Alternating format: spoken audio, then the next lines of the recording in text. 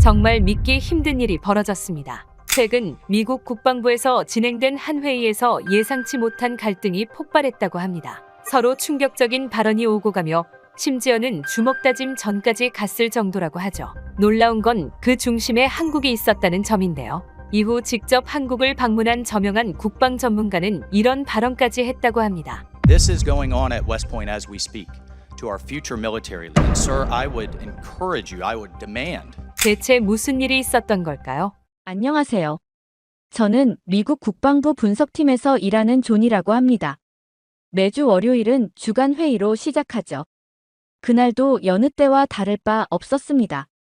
회의실에 들어서는 순간 에드의 붉게 상기된 얼굴이 눈에 들어왔죠. 무슨 일이 있었던 걸까요?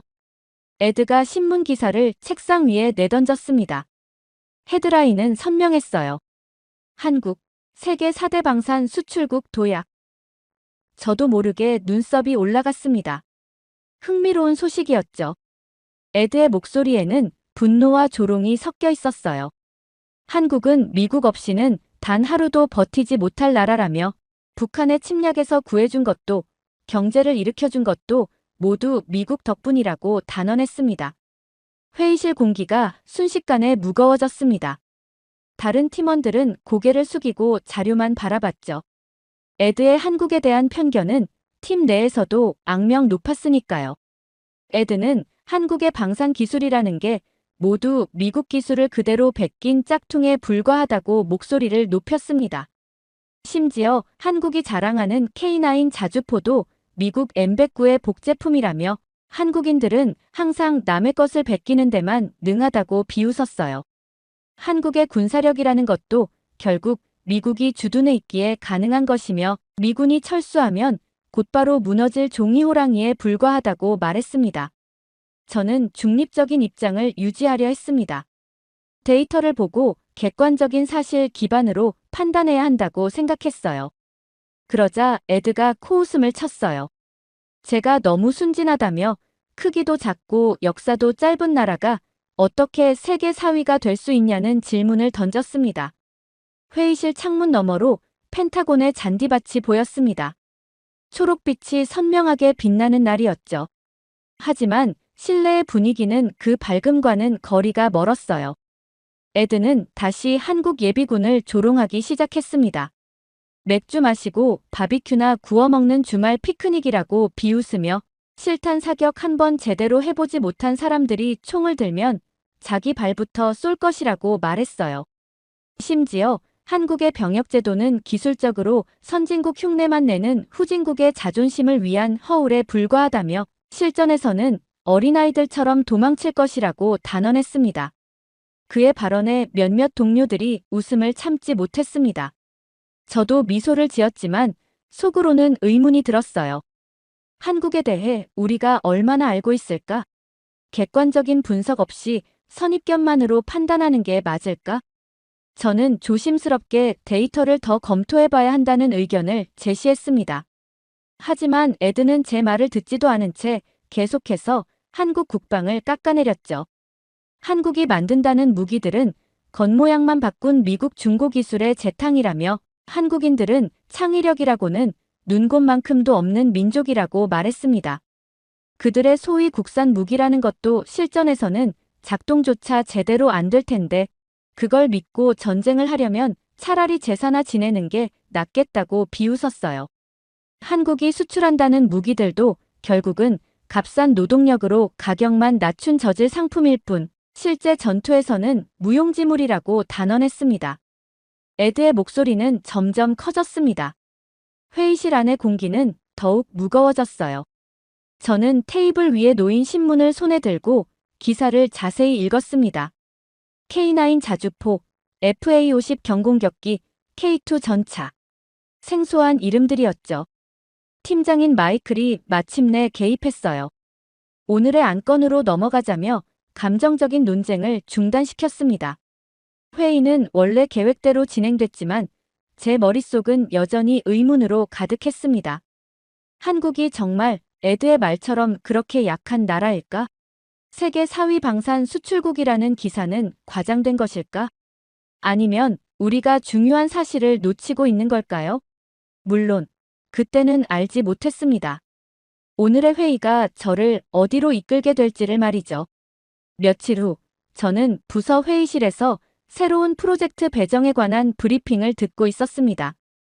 NATO 연계 방산 보고서를 작성하는 프로젝트였죠. 대형 스크린에는 전 세계 방산 시장 동향이 그래프로 표시되어 있었습니다. 특히 눈에 띄는 상승세를 보이는 막대 그래프 하나가 있었어요. 바로 대한민국이었습니다. 마이클 팀장은 차분한 목소리로 이번 프로젝트의 중요성을 강조했습니다.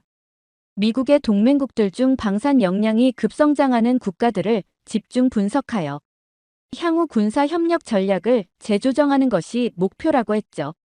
그리고 공교롭게도 저는 이 프로젝트의 분석 책임자로 선정되었습니다. 회의실 창문 너머로 워싱턴 DC의 흐린 하늘이 보였어요. 생각할 시간이 필요했습니다. 제 눈앞의 태블릿에는 분석 대상 국가 목록이 떠 있었고 그중 하나가 바로 대한민국이었죠. 운명이란 참 묘한 것이라는 생각이 들었습니다. 마이클 팀장이 저를 바라보며 무언가 질문할 듯 했지만 먼저 말을 꺼낸 것은 에드였어요. 그의 얼굴에는 여전히 조롱의 웃음이 가득했습니다. 에드는 이 프로젝트가 시간 낭비라고 생각한다며 특히 한국 같은 나라를 조사하는 건 더더욱 그렇다고 말했습니다. 그러면서 제게 직접 가서 확인해보라는 도발적인 제안을 던졌죠. 얼마나 엉성한 군사력을 갖고 있는지 직접 두 눈으로 보면 알게 될 거라고 말이에요. 순간 회의실의 공기가 얼어붙었습니다. 모두의 시선이 저를 향했죠. 저는 차분하게 고개를 끄덕였습니다. 이것이 한국에 대한 객관적인 평가를 할 수 있는 기회라고 생각했어요. 어쩌면 에드의 도발이 정확히 제가 필요로 했던 것일지도 모르겠다는 생각이 들었습니다. 마이클 팀장은 잠시 생각하더니 흥미로운 제안이라며 수긍했어요. 실제로 상부에서도 한국의 방산 능력에 대한 현장 조사가 필요하다는 의견이 있었다고 합니다. 저를 포함한 소규모 팀이 한국을 방문하여 실제 무기 성능을 확인하고 군사훈련을 참관하는 계획이 세워졌습니다. 회의가 끝난 후 사무실로 돌아가는 복도에서 에드가 저를 따라왔습니다. 그의 표정은 진지했어요. 제가 정말 한국에 갈 생각이냐고 물었습니다. 저는 단호하게 대답했어요. 이것은 단순한 호기심이 아니라 직업적 책임이라고요. 객관적인 사실만이 우리의 분석에 도움이 될 것이라고 말했습니다. 다음 날부터 저는 한국 방문을 위한 준비를 시작했습니다. 방산 무기 실사와 국방 전략 평가를 명목으로 공식 출장이 결정되었죠. 최신 한국 국방백서부터 주한미군 보고서까지 가능한 모든 자료를 수집했습니다. 특히 한국의 K2 전차와 K9 자주포에 관한 자료를 집중적으로 살폈어요. 에드가 그토록 폄하했던 무기들이 실제로는 어떤지 확인하고 싶었거든요. 마이클 팀장이 저의 준비 과정을 지켜보며 한마디 했습니다. 이번 출장이 단순한 보고서 작성 이상의 의미가 있을 수 있다고요. 미국과 한국의 방산 협력에 새로운 방향을 제시할 수도 있는 중요한 임무라고 말했습니다. 그 말을 들으며 저는 더욱 책임감을 느꼈어요. 출발 전날 밤, 저는 책상 위에 놓인 비행기 티켓을 바라보았습니다. 인천행 직항편이었죠. 창밖으로 보이는 워싱턴의 밤하늘은 어두웠지만 어딘가 먼 동쪽에서는 이미 아침이 밝아오고 있을 거라는 생각이 들었어요. 저는 이 여정이 단순한 업무 출장을 넘어 무언가 더 큰 의미를 가질 것이라는 예감에 가슴이 뛰었습니다. 에드의 도전적인 말이 귓가에 맴돌았어요. 내가 직접 가서 확인해봐. 얼마나 엉성한지. 마침내 인천행 비행기 안, 저는 창가 자리에 앉아 구름 위로 펼쳐진 하늘을 바라보고 있었습니다. 14시간의 긴 비행이 시작된 지 이제 3시간이 지났을 뿐이었죠. 기내 모니터에는 한반도를 향해 천천히 움직이는 비행기 아이콘이 표시되어 있었습니다. 아직 갈 길이 멀었어요. 승무원이 건넨 따뜻한 물을 마시며 노트북을 켰습니다. 출발 전 다운로드해둔 한국 전쟁 다큐멘터리를 재생했어요. 화면 속에는 70년 전 폐허가 된 서울의 모습이 펼쳐졌습니다. 눈 덮인 산악지대에서 생존을 위해 싸우는 군인들, 피난길에 오른 민간인들의 고통스러운 표정이 생생했죠. 한반도의 참혹한 역사가 제 눈앞에서 흘러갔습니다. 다큐멘터리 내레이션은 차분하게 설명했어요. 인구의 10%가 사망한 끔찍한 전쟁, 완전히 파괴된 인프라, 그리고 그 후 놀라운 속도로 재건된 국가의 이야기를. 저는 그 영상을 보며 깊은 생각에 잠겼습니다. 폐허에서 세계 10대 경제대국으로 성장한 나라, 그리고 이제는 세계 4대 방산 수출국이라니. 정말 가능한 일일까요? 노트북 화면을 한국의 K방산 관련 자료로 전환했습니다. 제가 수집한 자료들은 방대했어요. K2 전차의 재원부터 FA50 경공격기의 성능 데이터까지 숫자와 그래프들이 화면을 가득 채웠습니다. 특히 눈에 띄는 것은 K9 자주포의 수출 성공 사례였어요. 터키, 폴란드, 인도, 호주까지. 심지어 유럽의 군사 강국들도 이 무기를 선택했다는 사실이 흥미로웠습니다. 창밖으로 눈을 돌리니 태평양 위로 붉은 노을이 지고 있었어요. 지구 반대편으로 날아가는 비행기 안에서 시간의 흐름은 더욱 모호하게 느껴졌습니다. 한반도의 전투력 지표를 하나씩 분석하며 저는 점점 더 궁금증이 커졌어요. 수치상으로는 분명 인상적이었지만 실제로는 어떨까? 에드의 비웃음 섞인 표정이 머릿속에 떠올랐습니다. 비행기 식사를 마친 후 저는 한국의 예비군 시스템에 관한 보고서를 읽었습니다. 전 국민적 방위 개념이 흥미로웠어요. 북한과의 대치 상황에서 발전한 독특한 군사 문화, 병역 의무를 마친 후에도 이어지는 예비군 훈련 시스템. 미국과는 분명 다른 접근 방식이었습니다. 그것이 정말 에드가 말한 것처럼 주말 소풍에 불과한 것일까요?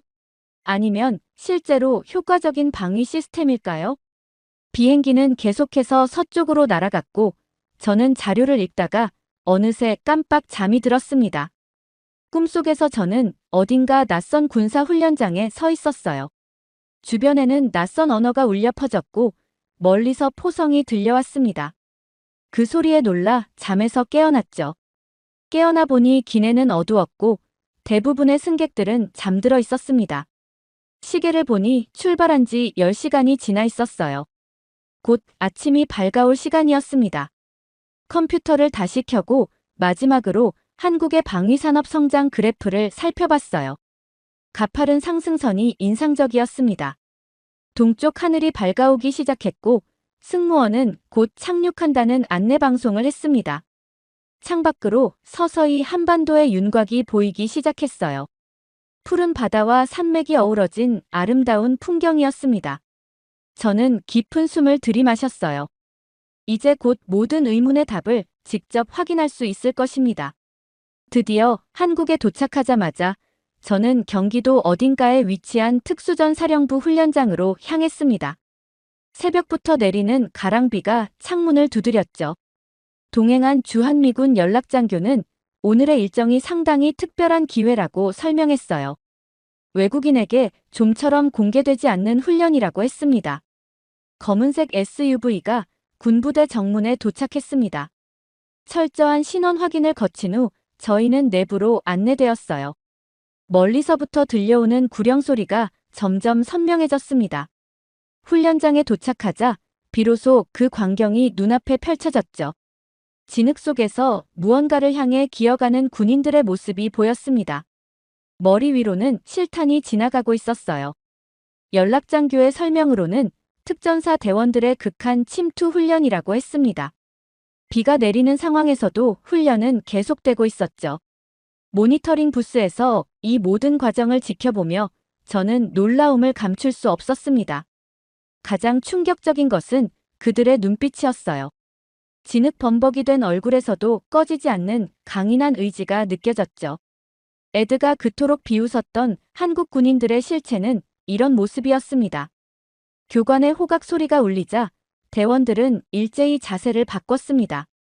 완벽한 동기화된 움직임이었어요. 절도 있는 구령과 함께 그들은 다음 과제로 이동했죠. 연락장교는 한국 특전사의 훈련 강도가 세계적으로도 높은 수준이라고 귓속말로 덧붙였습니다. 다음 순서는 화생방 훈련장이었어요. 유리창 너머로 특수 방독면을 착용한 대원들이 독가스 환경에서 임무를 수행하는 모습이 보였습니다. 제 옆에 선 한국군 소령은 이것이 일상적인 훈련이라고 말했어요. 북한의 화학 무기 위협에 대비한 필수 과정이라고 설명했죠. 저는 그 말에 깊은 생각에 잠겼습니다. 미군도 물론 화생방 훈련을 합니다. 하지만 이곳의 훈련은 달랐어요. 이것은 단순한 훈련이 아니라 실제 상황에 대비한 진짜 전투 준비였습니다. 그들에게 화생방 위협은 가상의 시나리오가 아닌 언제든 닥칠 수 있는 현실이었죠. 점심시간, 간단한 도시락을 먹으며 저는 지금까지 본 광경을 정리했습니다. 미군과 한국군의 차이점이 분명히 보였어요. 미군은 압도적인 기술력과 화력을 바탕으로 한 훈련이 주를 이루지만 한국군은 극한의 환경에서도 임무를 완수하는 인간의 한계를 시험하는 훈련에 초점이 맞춰져 있었습니다. 오후 일정은 특전사의 근접 전투 훈련이었습니다. 건물 침투부터 인질 구출까지 모든 과정이 실전을 방불케 했어요. 팀워크의 정확성과 의사소통의 효율성이 인상적이었죠. 훈련을 마친 대원들의 표정에서는 피로보다 만족감이 더 크게 느껴졌습니다. 하루의 공식 일정이 끝나고 특전사 지휘관과의 간략한 미팅이 있었어요. 그는 특별히 과시하려는 모습 없이 담담하게 부대의 일상을 설명했습니다. 가장 인상적이었던 것은 그의 마지막 말이었죠. 저희는 늘 최악의 상황을 가정하고 훈련합니다. 그래야 실제 상황에서 생존할 수 있으니까요. 숙소로 돌아오는 차 안에서 저는 오늘 본 모든 것을 곱씹었습니다. 에드의 말이 얼마나 편견에 가득 찬 것이었는지 이제 명확히 알 수 있었어요. 노트북을 켜고 오늘의 관찰 내용을 기록했습니다. 첫 문장은 단순했어요. 한국 특전사의 훈련은 전쟁을 위한 준비가 아니라 전쟁 그 자체다. 다음 날 한국 방문 일정 중 가장 기대했던 날이 밝았습니다. 오늘은 K방산의 핵심 무기 체계들을 직접 확인하는 날이었어요. 새벽부터 경기도 외곽의 한 군사시설로 향했습니다. 차창 밖으로 펼쳐진 안개 낀 들판 위로 아침 해가 막 떠오르고 있었죠. 군사시설에 도착하자 완전 무장한 군인들이 저희를 맞이했습니다. 검문 과정은 예상보다 훨씬 엄격했어요. 모든 전자기기는 보관함에 맡겨야 했고 보안 서약서에 서명해야 했습니다. 이런 경험은 미국에서도 심지어 펜타곤에서도 겪어보지 못한 수준의 보안이었죠. 브리핑룸에서 저는 K2 전차, K9 자주포, 천무 다연장 로켓 발사기에 대한 상세한 설명을 들었습니다. 발표를 맡은 국방과학연구소 연구원의 자신감 넘치는 태도가 인상적이었어요. 그는 각 무기 체계의 핵심 기술이 어떻게 한국에서 독자 개발되었는지 설명했습니다. 미국이나 유럽의 기술을 단순히 복제한 것이 아니라 한국만의 독특한 전장 환경에 최적화된 혁신적 설계라는 점을 강조했죠. 이론적인 설명이 끝난 후 저희는 실제 시험 사격장으로 이동했습니다. 먼저 맞이한 것은 K9 자주포였어요. 거대한 포신이 하늘을 향해 들려 있었죠. 귀마개를 착용하라는 안내를 받았습니다. 곧 시작될 사격의 위력을 암시하는 듯 했어요. 발사 카운트다운이 시작되었습니다. 그리고 3초 뒤 엄청난 굉음과 함께 대지가 진동했어요. 불과 수십 킬로미터 떨어진 목표물을 정확히 타격하는 모습이 모니터를 통해 확인되었습니다. 한 발, 두 발, 세 발. 연이은 발사에도 정확도는 전혀 흐트러짐이 없었죠. 저도 모르게 감탄사가 나왔습니다. 다음은 천무 다연장 로켓 시스템이었어요. 수십 개의 로켓이 하늘로 솟아오르는 장면은 마치 SF 영화의 한 장면 같았습니다. 가장 놀라운 것은 그 정확성이었죠. 목표물을 향해 쏘아올린 로켓들이 마치 약속이라도 한 듯 동시에 타격점을 강타했어요. K2 전차의 시연은 더욱 인상적이었습니다. 험준한 지형을 마치 평지처럼 달리는 모습, 정지 상태에서 이동 중인 표적을 정확히 타격하는 포탑의 안정성, 그리고 첨단 전자 시스템의 효율성까지 모든 것이 완벽했어요. 특히 한국의 산악 지형에 최적화된 현가 장치는 미국의 에이브람스 전차보다 우수해 보였습니다. 실사 과정에서 만난 외국인 군사 전문가들의 반응도 저와 비슷했어요. 프랑스에서 온 방산 전문가는 K9 자주포의 발사 속도와 정확성에 놀라움을 표했고, 영국 대표는 천무 시스템의 가격 대비 성능이 믿기 어렵다고 말했습니다. 점심시간, 간이 식당에서 김치찌개와 밥을 먹으며 저는 오전에 본 광경을 정리했어요. 에드의 말처럼 짝퉁 무기라고는 도저히 생각할 수 없었습니다. 오히려 미국이 배울 점도 있다는 생각이 들었죠. 특히 비용 효율성 측면에서는 한국 방산이 한 수 위였어요. 오후에는 방산업체 연구소를 방문했습니다. 그곳에서 제가 본 것은 단순한 생산 라인이 아닌 미래를 준비하는 연구 현장이었어요. 무인 전투 시스템부터 인공지능을 활용한 표적 식별 기술까지 한국은 이미 다음 세대 전장을 준비하고 있었습니다. 다음 날 아침, 저는 예정에 없던 일정 변경을 통보받았습니다. 서울 중심가의 한 지하철역에서 진행되는 민방위 훈련을 참관하게 됐다는 내용이었어요. 처음에는 다소 실망스러웠습니다. 첨단 무기 시스템보다는 훨씬 덜 흥미로울 것이라 생각했거든요. 아침 일찍 서울 도심의 한 지하철역에 도착했습니다. 평소와 다름없이 분주한 출근길 풍경이었죠.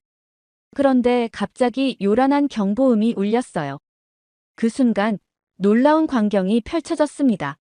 분주하게 움직이던 시민들이 일제히 동작을 멈추더니 질서정연하게 대피소로 향했어요. 혼란이나 당황한 기색이 전혀 없었습니다. 지하철역은 순식간에 대피소로 변모했어요. 가방을 든 직장인부터 학생, 일반 시민까지 모두가 정해진 위치로 신속하게 이동했습니다. 그들의 체계적인 움직임과 침착함이 인상적이었습니다. 특히 눈에 띈 것은 민방위 의무 대상이 아닌 노인들과 청소년들도 자발적으로 훈련에 동참하는 모습이었습니다. 긴급 상황에 대비한 행동 요령을 숙지하고 침착하게 따르는 모습이 인상적이었어요. 공무원은 한국 사회의 안보 의식이 세대를 넘어 공유되고 있다고 설명했습니다. 분단국가의 현실에서 이런 훈련은 단순한 형식이 아닌 생존의 문제였죠. 오후에는 서울 외곽의 예비군 훈련장으로 이동했습니다. 민간인 복장의 남성들이 군복으로 갈아입고 훈련에 참여하는 모습이 이색적이었어요. 그들은 아침에는 회사원이었다가 오후에는 군인이 되는 이중 생활을 하고 있었습니다. 예비군 지휘관의 설명으로는 한국 성인 남성은 병역 의무 이후에도 8년간 매년 예비군 훈련을 받아야 한다고 했어요. 훈련 내용은 실전과 거의 유사했습니다. 실탄 사격부터 전술 훈련까지 그 수준은 상당했죠. 사격장에서 목격한 장면은 에드의 말을 완전히 뒤엎는 것이었습니다. 양복을 벗고 군복으로 갈아입은 회사원들의 사격 실력이 놀라웠어요. 대부분이 표적을 정확히 맞췄고 팀워크도 매끄러웠습니다. 그들의 진지한 표정에서 이것이 단순한 주말 소풍이 아님을 분명히 알 수 있었죠. 훈련을 마친 한 예비군에게 간단히 물어볼 기회가 있었습니다. 그는 평소 소프트웨어 개발자로 일한다고 했어요. 매년 이 훈련이 부담스럽지 않냐는 제 질문에 그는 잠시 생각하더니 대답했습니다. 북한과의 휴전 상태에서 언제든 전쟁이 재개될 수 있는 현실을 고려하면 이 정도 훈련은 당연하다고 느낀다고 했어요. 훈련장을 떠나며 저는 깊은 생각에 잠겼습니다. 한국은 군대만 강한 것이 아니었어요. 국민 전체가 하나의 방패를 형성하고 있었습니다. 미국과는 근본적으로 다른 안보 개념이었죠. 서울로 돌아오는 차 안에서 저는 오늘의 관찰 내용을 정리했어요. 한국의 민방위와 예비군 시스템은 단순한 제도가 아니라 국가 생존을 위한 필수 요소다. 전 국민이 잠재적 전투원이라는 개념은 북한과의 대치 상황에서 강력한 억제력으로 작용한다. 이후 한국 방문 일정의 하이라이트는 경기도 북부 지역에서 진행되는 한미연합훈련 참관이었습니다. 새벽 4시, 저는 아직 어둠이 가시지 않은 시간에 호텔을 나섰어요. 군용 헬리콥터가 서울 외곽의 헬기장에서 저희를 기다리고 있었습니다. 이른 시간임에도 불구하고 모든 스태프들이 완벽하게 준비된 모습이었죠. 헬리콥터는 북쪽으로 향했습니다. 창밖으로 보이는 풍경이 점점 더 험준해졌어요. 도시의 빌딩들은 사라지고 울창한 산맥과 강이 펼쳐졌습니다. 비무장지대까지는 불과 수십 킬로미터, 언제든 전쟁이 재개될 수 있는 최전방을 향해 가고 있다는 생각에 긴장감이 느껴졌죠. 연합훈련 지휘본부에 도착하자 분주한 모습이 눈에 들어왔습니다. 한국군과 미군 장교들이 함께 작전 지도를 놓고 열띤 토론을 벌이고 있었어요. 저는 주한미군 장성의 안내로 상황실로 들어갔습니다. 그곳에서는 실시간으로 훈련 상황이 대형 스크린에 투영되고 있었죠. 오늘의 훈련은 북한의 기습 공격 상황을 가정한 것이었습니다. 한국군과 미군이 혼합된 부대가 적의 침투를 저지하고 반격하는 시나리오였어요. 저는 상황실에서 한국군 장교들의 작전 분석과 결정 과정을 지켜볼 수 있었습니다. 예상보다 훨씬 체계적이고 신속했어요. 특히 인상적이었던 것은 한국군 지휘관의 상황 판단 능력이었습니다. 복잡한 상황에서도 정확한 결정을 내리는 모습이 돋보였어요. 미군 장성이 귓속말로 설명해 주었습니다. 한국군 장교들은 북한의 전술에 대한 이해가 깊고 지형적 특성을 활용한 작전 능력이 뛰어나다고요. 미군도 이 부분에서는 한국군에게 배울 점이 많다는 말까지 덧붙였습니다. 점심시간, 야전 식당에서 미군 장교들과 대화할 기회가 있었습니다. 그들의 한국군에 대한 평가는 일관되게 긍정적이었어요. 한국군과의 연합작전은 든든하다는 표현이 자주 등장했습니다. 미군의 첨단 장비와 한국군의 지형 이해도가 결합되면 무적의 조합이 된다는 의견이었죠. 오후 훈련은 더욱 흥미진진했습니다. 실제 포탄이 날아가고 전투기가 상공을 가르는 생생한 전장 환경이었어요. 그 속에서 한미연합군은 완벽한 조화를 이루며 작전을 수행했습니다. 특히 한국군 특수부대의 침투 작전은 미군 관계자들도 감탄할 정도로 정교했죠. 훈련이 종료된 후 합동평가 세션이 진행되었습니다. 한국군과 미군 지휘관들이 함께 훈련 결과를 분석하고 개선점을 논의하는 자리였어요. 여기서 또 한 번 한국군의 철저함을 목격할 수 있었습니다. 그들은 사소한 오류까지 집요하게 파고들어 다음 훈련에서는 완벽해지기 위한 노력을 아끼지 않았죠. 해가 지기 시작할 무렵, 저는 잠시 혼자만의 시간을 가졌습니다. 훈련장 언덕에 올라 비무장지대 방향을 바라보며 생각에 잠겼어요. 불과 며칠 전까지 저는 한국군을 과소평가했었습니다. 그러나 지금은 그들의 능력과 헌신에 깊은 존경심을 느끼고 있었죠. 숙소로 돌아와 저는 에드에게 짧은 이메일을 보냈습니다. 이 나라는 내가 생각했던 그런 나라가 아니야. 그들의 군사력은 단순한 숫자나 장비의 문제가 아니야. 그것은 의지와 준비성, 그리고 국가적 결단력의 문제야. 드디어 한국에서의 마지막 날이 밝았습니다.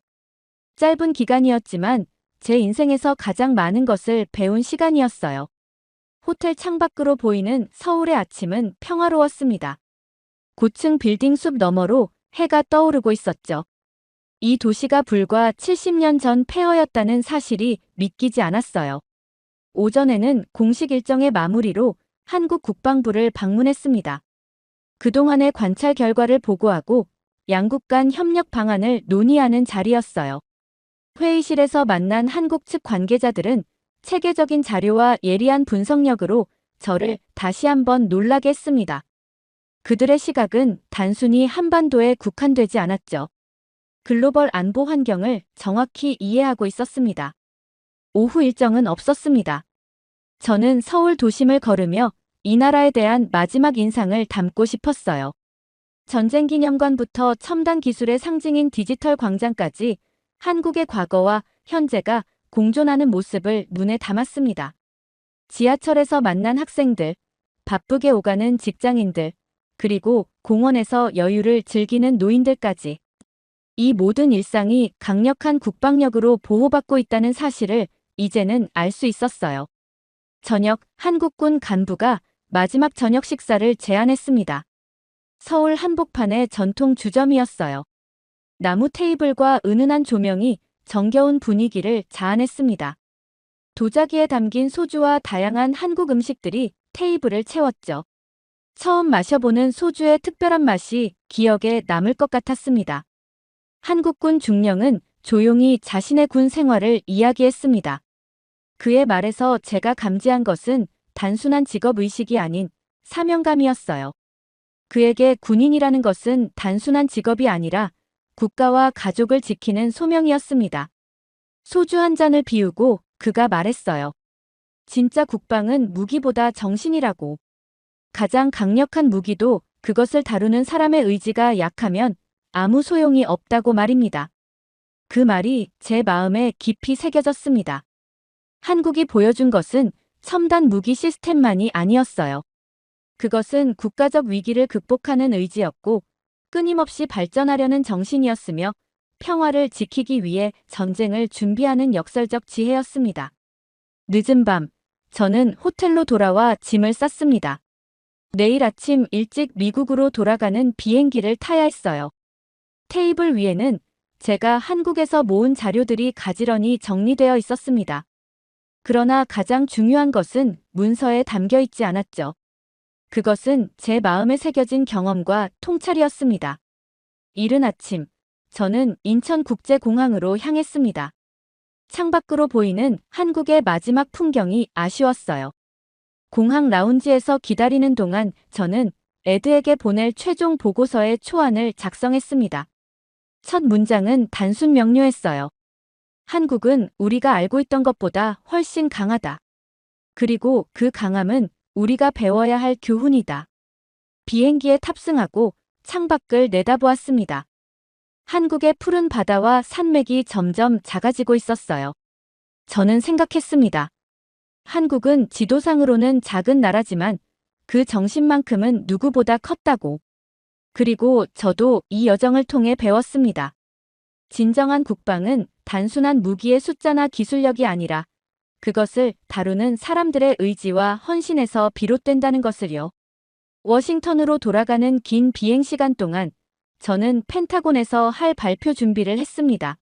한국에 대한 편견을 깬 데이터와 사례들을 정리했어요. 에드의 반응이 궁금했습니다. 그가 자신의 편견을 인정할 수 있을까요? 그건 알 수 없었지만 한 가지는 확실했습니다. 저 자신은 완전히 바뀌었다는 것. 한국이라는 작은 나라가 제게 가르쳐준 큰 교훈을 통해 저는 더 나은 분석가, 더 나은 전문가가 되었습니다. 그리고 이 깨달음은 평생 제 마음에 남을 것입니다. 정말 말도 안 되는 일이 일어났습니다. 최근 미국의 탑스타가 SNS에 올린 영상으로 인해 미국이 발칵 뒤집혔다고 합니다. 심지어 정치인과 언론인들까지 움직이며 미국 곳곳에서 믿을 수 없는 열풍이 퍼지고 있다고 하는데요. 놀라운 건 그 중심에 한국이 있다는 점이죠. 이 현상을 지켜보던 유명 평론가는 이런 발언을 했다고 합니다. Compete with us from a technological perspective, from getting the product into the market. 대체 무슨 일이 있었던 걸까요? 안녕하세요. 저는 마이클 존슨이라고 합니다. 미국의 유명 기자이죠. 그동안 매일 같이 밤을 새워 사람들에게 진심을 알리기 위한 기사를 써왔습니다. 그것이 저의 자부심이었으니까요. 하지만 최근 몇 달간 몸에 극심한 피로가 몰려왔어요. 아침에 일어날 때마다 온몸이 천근만근 같았습니다. 커피를 한 잔, 두 잔, 심지어 세 잔까지 마셔도 정신이 또렷해지지 않았죠. 심지어 건강식품점에서 구매한 각종 영양제도 효과가 없었습니다. 비타민, 마그네슘, 아연, 오메가3까지. 온갖 영양제를 섭취했지만 피로감은 좀처럼 사라지지 않았어요. 동료가 추천한 유기농 녹즙 스무디도 일주일간 마셔봤지만 결과는 똑같았죠. 병원에 갔지만 의사는 나이 탓이라며 어깨를 으쓱했어요. 55세라는 숫자가 저를 괴롭혔습니다. 젊었을 때는 밤새 취재해도 문제 없었는데 이제는 이렇게 무기력해질 줄 몰랐죠. 물론 그때는 알지 못했죠. 곧 제 인생을 뒤바꿀 사건이 일어날 거란 사실을 말입니다. 모든 것은 미국의 슈퍼스타 카디비가 자신의 SNS에 한국 홍삼을 마시는 영상을 올리면서 시작되었습니다. 이거 정말 대단해요. 한국의 정관장 에브리타임을 마시고 하루 종일 에너지가 넘쳐요. 라는 글과 함께요. 이건 정말 놀라운 일이었어요. 카디비는 그냥 스타가 아니었으니까요. 1억 5천만 명이 넘는 SNS 팔로워를 보유한 미국 엔터테인먼트계의 절대 강자였죠. 그녀가 입는 옷, 먹는 음식, 사용하는 제품은 순식간에 완판되는 힘을 가진 인물이에요.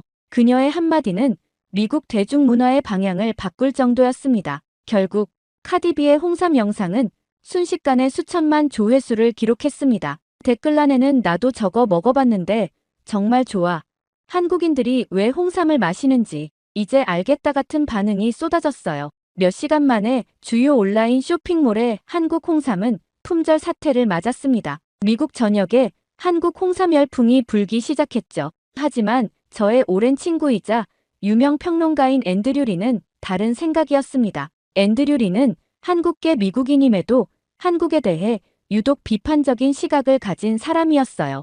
우리가 함께 커피를 마시던 날 앤드류 리는 코웃음을 치며 말했죠. 마이클, 요즘 사람들이 한국산 건강식품 같은 걸 먹는다니 정말 이해가 안 돼. 그저 트렌드에 휩쓸린 거지. 과학적 근거가 있는 것도 아니고. 앤드류 리는 물잔을 내려놓으며 한국에 대한 경멸적인 시선을 감추지 않았습니다. 한국 사람들은 뭐든지 과장해서 말하는 경향이 있어. 세계 최고, 기적의 식품이라고 포장하지만 실상은 별거 없지. 이상한 미신에 기대어서 치료나 하는 나라잖아. 서양 의학이 훨씬 과학적이고 효과적이야.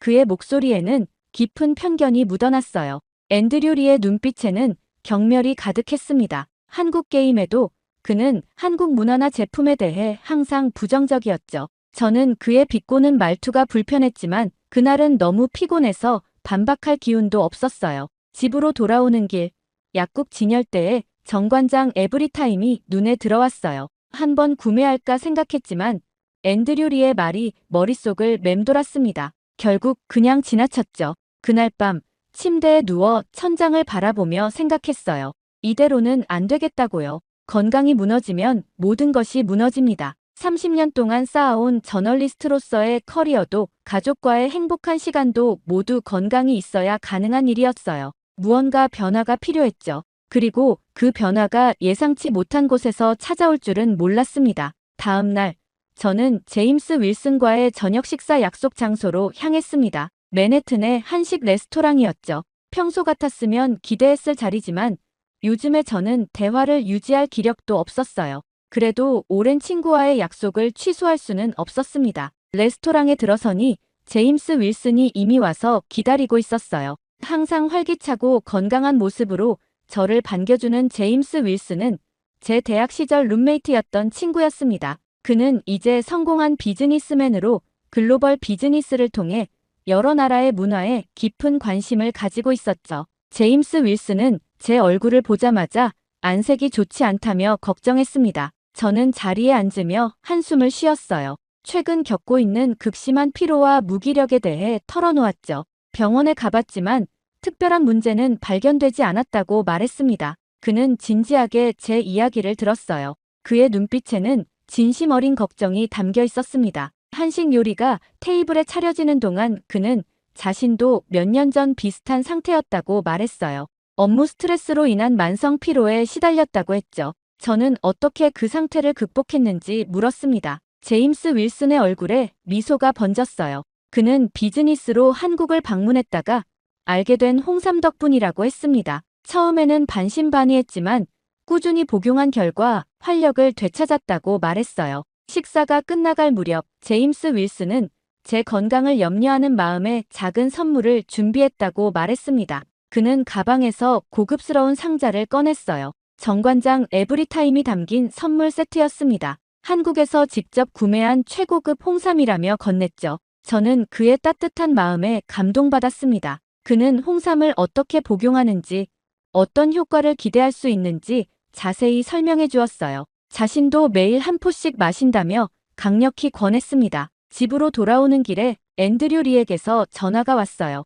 주말에 함께 골프를 치자는 제안이었죠. 저는 오늘 제임스 윌슨과 식사했다는 이야기를 했습니다. 그리고 홍삼을 선물 받았다는 말도 덧붙였어요. 전화기 너머로 앤드류 리의 비웃음이 들렸습니다. 또 그 한국 홍삼 얘기냐? 제임스마저 그런 미신에 빠져있다니 놀랍군. 그런 건 다 마케팅이야. 설탕물에 불과해. 앤드류 리의 목소리에는 경멸이 가득했어요. 저는 그의 편견에 반박하고 싶었지만 피로감에 지친 상태라 더 이상 대화를 이어갈 에너지가 없었습니다. 그냥 전화를 끊고 집에 도착했어요. 침대에 누워 제임스 윌슨이 준 홍삼 상자를 바라보았습니다. 포장지에는 정관장의 로고와 함께 영어로 다양한 효능이 적혀 있었어요. 면역력 강화, 피로 회복, 스트레스 감소 등 제게 절실히 필요한 것들이었죠. 앤드류 리의 경멸적인 목소리가 머릿속을 맴돌았습니다. 그런 건 효과가 없어. 과학적 근거가 없다고. 하지만 제임스 윌슨의 건강하고 활기찬 모습도 떠올랐어요. 그가 홍삼의 효과라고 자신있게 말했던 그 모습이 계속 생각났습니다. 테이블 위에 홍삼 상자를 바라보며 내일 한번 시도해 볼 수도 있겠다는 생각이 들었어요. 제임스 윌슨의 진심 어린 염려와 선물에 보답하는 의미로라도 한 번쯤은 시도해 볼 가치가 있지 않을까 생각했습니다. 앤드류 리의 냉소적인 태도가 마음에 걸렸지만 이대로 계속 피로에 시달릴 수는 없었어요. 그 작은 홍삼 스틱 하나가 제 건강을 바꿀 수 있을까요? 내일 확인해 볼 생각이었습니다. 다음 날 아침, 편집장의 다급한 메시지가 제 휴대폰을 울렸습니다. 오피스로 빨리 와달라는 내용이었어요. 편집장 사무실에 들어서자 그는 흥분한 목소리로 말했습니다. 한국의 홍삼 산업을 취재해달라는 요청이었어요. 카디비의 홍삼 영상으로 시작된 열풍이 이제는 전국적인 현상을 넘어 문화적 혁명으로 번지고 있다고 했습니다. 이제는 유명 할리우드 배우들과 스포츠 스타들도 앞다퉈 홍삼 인증샷을 올리고 있었죠. 미국 내 주요 약국 체인들은 한국 홍삼 제품 전용 코너를 만들기 시작했고 건강 전문 채널에서는 홍삼 특집 방송이 연일 이어지고 있었습니다. 편집장은 미국 최대 건강식품협회가 한국 홍삼을 올해의 슈퍼푸드로 지정했다는 소식도 전했어요.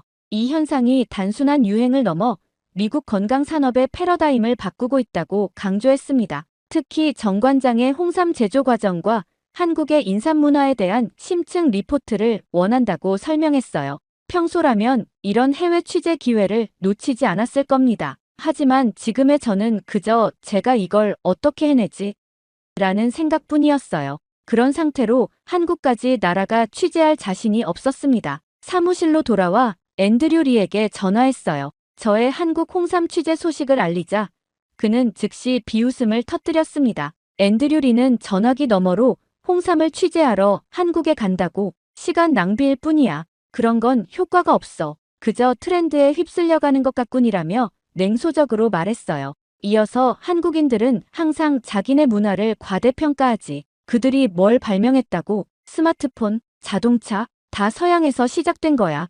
홍삼도 마찬가지야 라고 덧붙였습니다. 그의 목소리에는 어이없다는 듯한 경멸이 가득했어요. 내가 그 취재에서 돌아오면 내 말이 맞았다는 걸 인정할 거야. 가서 시간이나 버려. 저는 그의 한국에 대한 편견이 지나치다고 생각했지만 반박할 만한 에너지도 없었습니다. 그저 그의 의견이 틀렸다는 것을 증명하고 싶은 마음만 살짝 생겼을 뿐이었어요. 집에 돌아와 짐을 싸기 시작했습니다. 여권, 노트북, 충전기, 필요한 물건들을 가방에 넣으며 제임스 윌슨이 준 홍삼 상자가 눈에 들어왔어요. 갑자기 궁금증이 생겼습니다. 이게 정말 효과가 있을까? 지푸라기라도 잡는 심정으로 상자를 열고 한 포를 꺼냈어요. 갈색의 액체가 담긴 작은 스틱이었습니다. 홍삼 특유의 향이 코끝을 자극했어요. 망설임 없이 홍삼을 한 번에 마셨습니다. 처음에는 특별한 느낌이 없었죠. 하지만 10분 정도 지났을까 서서히 몸에 변화가 찾아왔습니다. 온몸에 미세한 따뜻함이 퍼지기 시작했어요. 머릿속에 안개가 걷히는 듯한 느낌이었죠. 몇 달 만에 처음으로 명료한 정신을 되찾는 것 같았습니다. 30분이 지나자 저는 완전히 다른 사람이 된 것 같았어요. 몸이 가벼워졌고 머리는 맑아졌으며 활력이 넘쳤습니다. 마치 몇 달간 쌓였던 피로가 한순간에 사라진 듯 했어요. 거짓말처럼 제 몸에서 무거운 납 덩어리가 빠져나간 기분이었죠.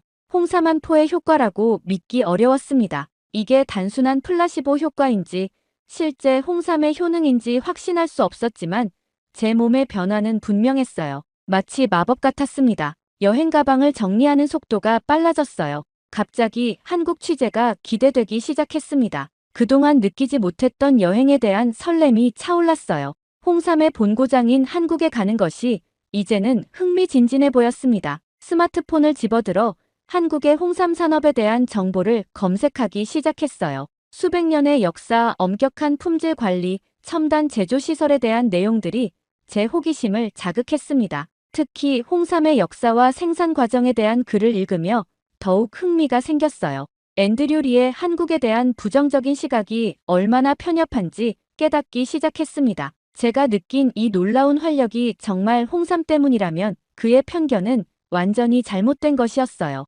마지막으로 가방을 챙기며 제임스 윌슨에게 감사 문자를 보냈습니다. 홍삼을 마셔봤고 놀라운 효과를 경험했다는 내용이었어요. 그리고 나머지 홍삼 스틱을 모두 여행 가방에 넣었습니다. 이제 한국 홍삼 취재가 기대되기 시작했어요. 첫 홍삼 한 포가 가져온 활력과 함께 저는 앤드류 리의 편견을 깨뜨릴 증거를 찾겠다는 새로운 목표도 생겼습니다. 한국행 비행기를 기다리며 그 어느 때보다 강한 에너지를 느꼈어요. 이 놀라운 변화가 정말 한국 홍삼의 효과라면 제 인생이 완전히 바뀔지도 모른다는 기대감이 생겼습니다. 그렇게 저는 13시간의 긴 비행 끝에 인천국제공항에 도착했습니다. 피로감이 몰려올 법도 한데 홍삼 덕분인지 여전히 활기찬 상태였어요. 비행기 안에서도 2번이나 정관장 에브리타임을 마셨죠. 첫 한 포를 마신 후 느꼈던 놀라운 활력은 여전했습니다. 공항에 발을 내딛는 순간 제 눈앞에 펼쳐진 광경에 입이 떡 벌어졌어요. 인천국제공항은 제가 지금까지 본 어떤 공항과도 달랐습니다. 뉴욕 JFK, 런던 히드로, 파리 샤를 드골 공항을 수없이 오갔지만 이런 공항은 처음이었죠. 천장에서부터 바닥까지 완벽하게 정돈된 미래지향적 디자인, 로봇 안내원, 얼굴 인식 시스템을 통한 빠른 입국 절차까지 모든 것이 스마트하고 효율적이었습니다. 심지어 공항 화장실은 마치 고급 호텔의 욕실처럼 깨끗했어요. 이게 진짜 공항이야? 라는 생각이 들 정도였습니다. 입국 심사를 마치고 나온 저를 한국 정관장 홍보팀의 지수라는 젊은 여성이 맞이했어요. 그녀의 영어는 완벽했고 프로페셔널한 태도에 감탄했습니다. 존슨 씨, 비행은 편안하셨나요? 서울까지는 공항철도로 이동하겠습니다. 한국의 대중교통 시스템을 경험해 보실 수 있을 거예요. 공항철도에 오르자 또 한 번 놀랐습니다. 깨끗하고 조용한 객실, 무료 와이파이, 실시간으로 업데이트되는 도착 정보 디스플레이까지. 뉴욕의 지하철과는 완전히 다른 세계였어요. 창밖으로 보이는 도시 풍경도 상상과 달랐습니다. 앤드류 리가 묘사했던 것처럼 후진적인 모습은 찾아볼 수 없었어요. 대신 고층 빌딩들이 늘어선 현대적인 스카이라인, 곳곳에 자리한 녹지 공간, 깨끗한 거리가 펼쳐져 있었습니다. 한국에 대해 어떤 인상을 갖고 계셨나요? 지수가 물었어요. 저는 솔직하게 대답했습니다. 솔직히 말하면 제 친구 앤드류 리의 말 때문에 좀 편견이 있었어요. 그는 한국계 미국인인데도 한국에 대해 부정적인 이미지를 갖고 있거든요. 하지만 지금까지 본 모든 것이 그의 말과 정반대예요. 지수는 미소 지으며 말했습니다. 많은 외국인들이 처음 한국에 왔을 때 그런 반응을 보여요. 내일부터 정관장 본사와 생산시설을 방문할 예정인데 더 놀라실 거예요. 서울 중심부에 위치한 호텔에 도착했습니다. 5성급 호텔이었지만 그보다 더 인상적인 것은 객실에 마련된 웰컴 패키지였어요. 다양한 한국 전통차와 함께 정관장 에브리타임 스페셜 에디션이 준비되어 있었습니다. 창문을 통해 내려다본 서울의 야경은 황홀했어요. 한강을 따라 펼쳐진 빛의 향연, 남산 서울타워의 화려한 조명, 활기찬 밤거리까지. 앤드류 리가 후진적이라고 표현했던 도시는 어디에도 보이지 않았습니다. 피로를 느끼기 시작한 저는 침대 옆 테이블에 있던 에브리타임 하나를 열어 마셨어요. 익숙해진 홍삼의 맛이 입안에 퍼졌습니다. 그리고 다시 한번 놀라운 변화를 경험했죠. 긴 비행으로 인한 피로가 서서히 사라지고 활력이 돌아왔어요. 스마트폰을 꺼내 뉴욕의 앤드류 리에게 메시지를 보냈습니다. 앤드류, 내가 묘사했던 한국과 내가 지금 경험하고 있는 한국은 완전히 다른 것 같아. 정말 놀라운 나라야. 홍삼에 대해서도 내 생각이 틀린 것 같아. 보내고 나서 조금 걱정되었습니다. 앤드류 리가 기분 나빠할까 봐요. 하지만 그의 한국에 대한 편견은 너무 심했어요. 제가 직접 보고 있는 현실과 너무 달랐습니다. 침대에 누워 내일의 일정을 생각했어요. 정관장 본사 방문, 홍삼 제조 시설 견학, 한국의 인삼 문화에 대한 인터뷰까지 흥미진진한 일정이 기다리고 있었습니다. 잠들기 전 머릿속에는 앤드류 리의 말이 떠올랐어요. 한국에 가서 시간이나 버려. 그의 말이 얼마나 잘못되었는지 이미 첫날부터 확실히 느껴졌습니다. 한국은 그의 표현과는 정반대였어요. 현대적이고 효율적이며 깨끗하고 혁신적인 나라. 저의 편견이 하나둘 무너지고 있었습니다. 다음 날 아침 일찍 정관장 홍삼박물관에 도착했습니다. 입구부터 고급스러운 분위기가 감돌았어요. 지수는 저를 2000년 역사를 가진 한국 인삼의 세계로 안내했습니다. 고려 인삼의 역사적 가치, 조선시대 왕실 진상품으로서의 위상, 현대 과학으로 입증된 효능까지 체계적으로 전시되어 있었어요. 특히 눈길을 끈 것은 해외로 수출된 한국 홍삼의 역사적 기록물이었습니다. 17세기부터 귀한 선물로 외국에 전해졌다는 사실이 놀라웠어요. 한국 홍삼은 단순한 건강식품이 아닙니다. 오랜 역사와 문화를 담고 있는 우리의 자부심이죠. 박물관 관장은 자랑스럽게 설명했어요. 이어서 방문한 정관장 제조시설은 완전히 다른 세계였습니다. 첨단 기술과 전통이 완벽하게 조화를 이룬 공간이었어요. 모든 직원들이 묵윤복을 입고 엄격한 위생관리 하에 작업하는 모습이 인상적이었습니다. 자동화된 생산 라인은 마치 미래의 공장을 보는 듯 했어요. 로봇팔이 정확하게 홍삼을 선별하고 AI 시스템이 품질을 실시간으로 분석했습니다. 앤드류가 비과학적이라고 폄하했던 홍삼 산업이 첨단 과학기술의 집약체라는 사실에 충격을 받았어요. 품질 관리실에서는 각 단계마다 철저한 검사가 이루어졌습니다. 원료 선별부터 최종 제품까지 50개 이상의 품질 체크포인트가 있다고 했어요. 심지어 NASA의 기술을 도입한 분석 장비까지 갖추고 있었습니다. 저희는 단 하나의 불량품도 용납하지 않습니다. 한국 홍삼의 명성이 걸린 일이니까요. 품질 관리자의 말에서 자부심이 느껴졌어요. 연구소에서는 홍삼의 효능에 대한 최신 연구 결과를 보여주었습니다. 면역력 강화, 피로 회복, 혈액순환 개선 등 다양한 효과가 과학적으로 입증되어 있었어요. 특히 스트레스 저항성을 높이는 진세노사이드 성분에 대한 설명이 인상적이었습니다. 홍삼의 주요 성분인 진세노사이드는 현재 400여 개 이상의 국제 학술지에 그 효능이 입증되었습니다. 수석 연구원의 설명에 고개를 끄덕였어요. 앤드류가 말했던 과학적 근거 없는 미신이라는 표현이 얼마나 잘못되었는지 명확히 알게 되었습니다.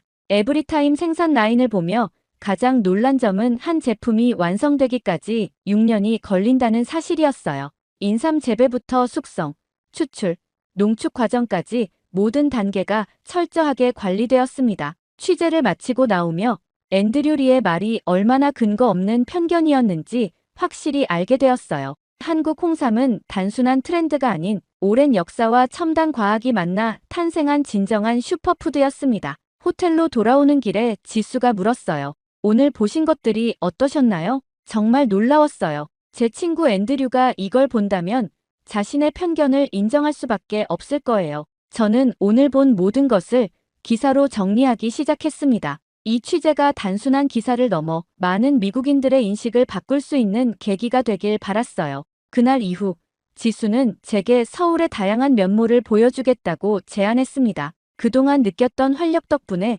저는 기꺼이 동의했어요. 매일 아침 에브리타임 한 포로 시작하는 습관이 생겼죠. 그 효과는 여전히 놀라웠습니다. 첫 번째 목적지는 경복궁이었어요. 고풍스러운 한국 전통 건축물이 눈앞에 펼쳐졌습니다. 화려한 단청 문양, 정교한 목공 기술, 자연과 조화를 이루는 배치에 감탄했어요. 궁궐을 거닐며 수백 년 전 조선의 왕들이 걸었던 길을 따라가는 기분이 들었습니다. 문화 탐방 중 가장 놀란 것은 한국 음식이었어요. 첫 식사에서 테이블 가득 놓인 색색의 반찬들에 압도되었습니다. 발효식품인 김치, 된장, 간장부터 각종 나물, 해산물 요리까지 모든 음식이 건강에 초점을 맞추고 있다는 설명을 들었어요. 한국 음식의 철학은 약식 동원입니다. 음식과 약은 근원이 같다는 뜻이죠. 우리는 음식으로 건강을 지킨다고 믿어요. 지수의 설명에 고개를 끄덕였습니다. 한국인들의 친절함도 깊은 인상을 남겼어요. 길을 잃었을 때 영어를 잘 못하는 노인이 전화 번역기를 사용해가며 30분이나 저를 목적지까지 안내해 주셨죠. 지하철에서는 자리를 양보해주는 학생들, 식당에서는 음식 먹는 법을 친절히 알려주는 주인들까지 모든 사람들이 진심 어린 미소로 저를 대했습니다. 한국인들은 전통을 존중하면서도 현대화를 이루어냈군요. 제 말에 지수는 미소 지었어요. 균형이 우리 문화의 핵심입니다. 옛것과 새것, 자연과 기술, 개인과 공동체 사이의 균형이죠. 다음으로 인사동 거리를 걸었습니다. 전통 공예품 상점들, 한지로 만든 예술품, 다도, 용품까지 다양한 한국 문화의 정수를 만날 수 있었어요. 한 다실에서 전통차를 마시며 잠시 쉬었죠. 우리가 마신 인삼차는 홍삼과는 또 다른 은은한 맛이 인상적이었습니다. 오후에는 강남의 현대적인 모습을 둘러보았어요. 초고층 빌딩들, 첨단 기술 매장들, 세련된 카페와 레스토랑까지 아침에 본 전통과는 완전히 다른 모습이었죠. 그러나 그 속에서도 한국만의 정체성이 느껴졌습니다. 저녁은 건강을 주제로 한 한식당에서 특별한 식사를 했어요. 제철 식재료만 사용한 요리, 화학 조미료 없이 자연 재료로만 맛을 낸 국물, 오세고미를 갖춘 균형 잡힌 구성까지 음식 하나하나가 예술 작품 같았고 맛도 일품이었습니다. 이곳의 모든 음식이 단순한 먹거리가 아닌 건강을 챙기는 방식이라는 점에 감탄했어요. 그날 밤 호텔에 돌아와 SNS에 한국에서의 경험을 올렸습니다. 경복궁 사진, 홍삼 공장 견학 영상, 건강식 한정식 사진, 서울의 야경까지 해시태그와 함께요. 몇 시간 만에 수천 개의 좋아요와 댓글이 달렸어요. 특히 홍삼 체험기와 한국 음식 사진에 대한 반응이 뜨거웠습니다. 다음 날부터는 매일이 새로운 발견의 연속이었어요. 전통 사찰 템플 스테이, K-팝 콘서트 관람, 한국의 IT 기업 방문까지. 매일 밤 저는 경험한 것들을 SNS와 블로그에 올렸습니다. 제 팔로워 수는 기하급수적으로 늘어났고 여러 미국 언론에서 인터뷰 요청이 쏟아졌어요. CNN에서 온 화상 인터뷰 요청에 응했습니다. 한국 홍삼과 문화체험이 당신의 건강에 실제로 변화를 가져왔나요? 라는 질문에 저는 확신에 찬 목소리로 대답했어요. 확실히 그렇습니다. 한국 방문 전 심각한 만성 피로에 시달렸지만 지금은 완전히 다른 사람이 되었어요. 한국의 건강 철학은 음식, 생활 방식, 전통 약재 모든 면에서 균형을 추구합니다. 정관장 홍삼은 그 철학의 정수라고 할 수 있죠. 그렇게 한국에서의 마지막 주, 저는 완전히 다른 사람이 되어 있었습니다. 만성 피로는 온데간데 없고 활력이 넘쳤어요. 매일 아침 홍삼 한 포와 함께 하루를 시작하는 습관이 몸에 배었죠. 제 SNS 계정은 한국 체험기로 가득 찼습니다. 놀라운 변화가 일어났어요. 제 게시물이 미국 전역에서 화제가 되기 시작했습니다. 유명 인사들이 제 콘텐츠를 공유했고 주요 언론들이 저와의 인터뷰를 요청했어요. CNN, 팍스 뉴즈, MBC에서 연달아 특집 보도를 했습니다. 제목은 미국 기자가 발견한 한국 홍삼의 놀라운 효능이었죠. 어느 날 아침 앤드류 리에게서 영상 통화가 왔습니다. 놀랍게도 그의 태도가 완전히 달라져 있었어요. 마이클, 내가 올린 모든 콘텐츠를 봤어. 솔직히 처음에는 믿기 어려웠지만 점점 내 편견이 잘못됐다는 생각이 들었어. 앤드류 리는 자신의 한국 출신 할아버지를 떠올렸다고 했어요. 할아버지가 항상 홍삼을 강조했던 이유를 이제야 이해하게 되었다고 합니다. 그리고 더 놀라운 고백이 이어졌습니다. 사실 나도 내가 소개한 정관장 에브리타임을 주문해서 마셔봤어. 정말 효과가 있더군. 한 달 동안 먹었는데 체력이 완전히 달라졌어. 앤드류 리는 자신의 뉴욕타임즈 칼럼에 한국 문화와 홍삼에 대한 사과문을 게재했다고 말했어요. 한국에 대한 내 편견을 공개적으로 인정했어. 많은 사람들이 공감하고 반응해주더군. 그의 칼럼은 미국 내 한국 문화와 제품에 대한 인식을 크게 바꾸는 계기가 되었습니다. 한국 홍삼의 재발견이라는 제목의 그 칼럼은 온라인에서 가장 많이 공유된 기사가 되었어요. 이제 내가 너무 늦게 깨달은 것이 후회돼. 할아버지가 살아계셨다면 얼마나 기뻐하셨을까? 앤드류 리의 목소리에 감정이 묻어났습니다. 한국에서의 마지막 날, 저는 정관장 본사를 다시 방문했어요. 그들은 저에게 특별 제작된 홍삼 선물 세트를 전달했습니다. 앤드류 리를 위한 것도 있었어요. 비행기 안에서 지난 몇 주를 돌아보며 이 취재가 단순한 기사를 넘어 제 인생의 전환점이 되었다는 생각이 들었습니다. 그리고 한 사람의 편견이 깨지는 과정을 지켜본 것도 의미 있는 경험이었어요. 그렇게 뉴욕으로 돌아온 지 한 달, 저의 삶은 완전히 변화했습니다. 매일 아침 홍삼으로 하루를 시작하는 습관은 여전히 계속되고 있어요. 그 놀라운 활력도 한결같습니다. 이제는 많은 미국인들이 저와 같은 경험을 하고 있죠. 제가 쓴 한국 홍삼과 문화에 관한 특집 기사는 회사 역사상 가장 많이 읽힌 기사가 되었습니다. 편집장은 제게 한국 관련 시리즈를 추가로 기획하자고 제안했어요. 저는 기쁘게 수락했죠. 앤드류 리와 저는 이제 정기적으로 만납니다. 그는 완전히 달라진 사람이 되었어요. 한국문화센터에서 한국어를 배우기 시작했고, 심지어 서울에 있는 친척들과도 연락을 시작했습니다. 그가 쓴 한국 관련 칼럼들은 큰 반향을 일으키고 있어요. 마이클, 내 덕분에 내 뿌리를 다시 찾게 됐어. 평생 고마워할게. 앤드류 리는 진심 어린 목소리로 말했습니다. 미국 전역에서 한국 문화와 제품에 대한 관심이 폭발적으로 증가했어요. 한국 음식점들은 예약이 몇 주씩 밀릴 정도로 인기를 끌고 있고, 한국어 강좌는 대기자 명단이 넘쳐납니다. 정관장 매장은 미국 주요 도시마다 오픈했고 항상 사람들로 붐비죠. 최근에는 다시 한국을 방문해 제2의 고향처럼 느껴졌습니다. 이제 저는 한국과 미국 사이의 문화 교류에 기여하고 있어요. 저는 가끔 이 모든 일이 한 포의 홍삼에서 시작되었다는 사실이 놀랍습니다. 앤드류 리의 편견이 없었다면, 그리고 제임스 윌슨의 선물이 없었다면 이런 변화는 없었을 거예요. 한국에서 저는 단순히 건강을 회복한 것이 아니라 중요한 삶의 교훈을 얻었습니다. 열린 마음으로 새로운 것을 받아들이는 것, 다른 문화의 지혜를 존중하는 것, 그리고 편견을 버리고 직접 경험해보는 것의 중요성을 배웠어요. 한국은 정말 대단한 나라입니다. 5,000년의 역사 속에서 전통을 지키면서도 세계 최첨단을 달리는 그 균형과 지혜가 저에게 새로운 삶의 방향을 알려주었습니다. 이제 저는 확신합니다. 진정한 혁신은 뿌리를 알고 그 위에 새 것을 쌓아 올릴 때 가능하다는 것을요.